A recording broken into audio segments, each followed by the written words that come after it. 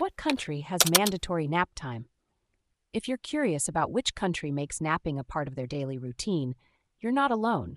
Let's explore some fascinating napping practices around the world to find out. In many countries, napping is a common tradition, especially after lunch. For instance, in Spain and Italy, people often take a midday nap known as a siesta or riposo. However, these naps are not necessarily mandatory.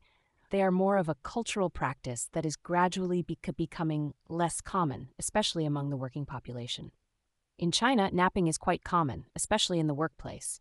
Many offices have designated sleeping rooms where employees can take short naps to recharge. However, this is not mandatory, but rather a cultural acceptance of the need for rest. When it comes to mandatory nap time, there's an interesting example from a small town in Spain.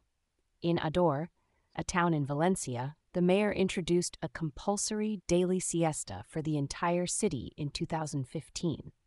This means that shops and local businesses close down for a few hours in the afternoon for everyone to take a nap.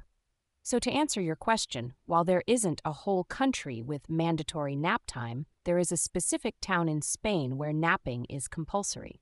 This unique practice highlights the importance of rest in maintaining quality of life and overall well-being. In Scandinavian countries, there's another unique napping practice, although it's not mandatory.